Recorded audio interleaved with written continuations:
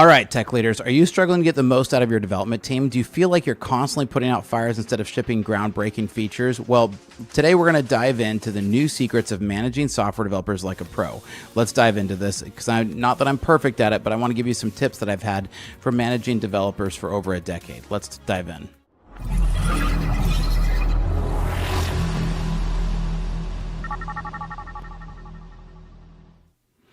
All right, welcome to Startup Hack. I'm Spencer Thomason. Here at Startup Hack, we love to train software developers in our licensed coding boot camps and build custom software solutions for companies. So I have a decade of executive leadership as a fractional CTO and 25 years in software development. So I've mastered transforming tech teams and products. All right, so that's right. After a quarter century in the software trenches and over a decade of working as a manager with software developers, I've seen firsthand what separates the elite engineering leaders from the rest of the pack. Spoiler alert, it's not just about shipping code. It's about understanding your team, being technical, and diving into some of the details and creating an environment where developers can do their best work. So whether you're a seasoned CTO or a newly minted team lead, this video will hopefully help you out with a little bit of strategies for supercharging your development team. By the end, you're going to have a toolkit, some techniques for driving innovation and fostering collaboration, and developing some software that dazzles. And hopefully, I'm going to give you some tips that will help. And of course, as always, if I do, hit a like and subscribe because that really helps me out. All right, now, very first thing is get your hands dirty. Elite engineering managers aren't afraid to dive into the code. I can't tell you how many times I've spent time helping somebody who's stuck on something debug something, and it does a couple of things. One, it shows them that you actually have some brains to help with some of the technical challenges that your team is facing, but also you get to kind of spot architectural issues and performance bottlenecks and look at design flaws and maybe see some problems in the code. I've seen non-technical managers who are afraid to get into the code with their developers, and they don't even actually see where the rubber meets the road. But this doesn't mean micromanaging. It doesn't mean you have to be the one to perform every code review, but it can really help you. But then overall, it also tells your developers that your time isn't so valuable that you can't go check it, right? So it helps them to know that they're important as well. They say the most important way to show people that you value them is to spend time with them, right? It also earns respect to the developers. Most of my developers have known that if they get really stuck, that I can help them out, right? So now the next thing that you want to dive into is prioritize ruthlessly, right? So be ruthless in what you prioritize for your time, right? Time matters. And as a manager, there's a lot of people vying for your time. So you have to kind of manage in both directions. So you need to make sure that you really can prioritize your time. I live by my calendar. If it's on my calendar, it's going to happen. I review my calendar at the end of the day, before the next day, and the beginning of the day, and then throughout the day, right? I live by my calendar, and I ruthlessly put what's on my calendar, right? But this allows us to then be able to focus your efforts on high impact work that's going to drive the most business forward. This means you got to be good at saying no to stuff, right? It means you got to be good at pushing back on features that are, starting to scope creep. And then it also means you got to have some uncomfortable conversations sometimes when you got to push a dev a little bit, be like, hey, it seems like that project's taking a little bit longer than we thought, right? And then you might go back to the previous one where you dive into the code with them if they're stuck, right? But this goes on to the next one, because the best managers don't just assign tasks, they empower their team members to make decisions, right? They give developers ownership over their work and trust them to find the best solutions. Now, again, this can help if you're spending time with them and you've prioritized correctly, right? So each of these are building on top of each other. But you want to create an environment where it's safe to say, hey, look, I'm going to take a little risk here, or I tried this. Just recently, I made a decision. So I'd made a decision about a month ago that we were going to do things one way. I made the wrong decision, and that became really obvious to the team and the product about a month later. So I owned it to the team and said, hey guys, I'm really sorry. I made the wrong call here. I thought this was going to be this. It turns out that was too much processing. Let's move it over here to the front end, right? And so we just made these decisions, and by being vulnerable, it also empowers the team to then be able to do the same. Now, if your company has systems that aren't connected and you need some help, reach out to Startup Hack, because here at Startup Hack, we'd love to help companies build amazing software and help them connect their systems so their teams can work like a well-oiled machine. So check out startuphack.com/Spencer and we can help you out. Now, the next one is you really want to master the art of feedback, right? Effective managers are skilled communicators, and especially when it comes to feedback, right? You want to provide regular, actionable feedback that will help your developers to grow. So this means you got to have some of the difficult conversations sometimes, right? And say, hey, I expected more of you here, or man, you really kind of dropped the ball on the team here, right? You're gonna have to say that stuff, but then make sure you also give praise, right? You want to make sure that you're giving timely praise. The other part of this that's really important is that you want to make sure you're not taking all the praise for the team, right? Even when you're publicly speaking, calling out for the team is really huge, right? And this goes right into the next one, to foster a culture of collaboration, right? In a high-performing team, collaboration isn't just encouraged, it's really important. So you want to create opportunities for developers to be able to share their knowledge. And this is why I really tell my developers to make sure they're pair programming. And again, not everything, I get it. I know what extreme programming is. I remember those days. But this is making sure that you're doing valuable code reviews, but also that when developers are getting stuck, to pair them. Or if a junior is having a hard time, pair them with a senior, right? Make sure you're calling out and say, hey, front-end developer, can you help this guy?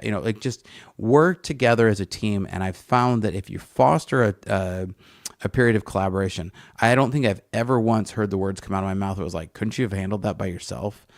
Never say something like that, right?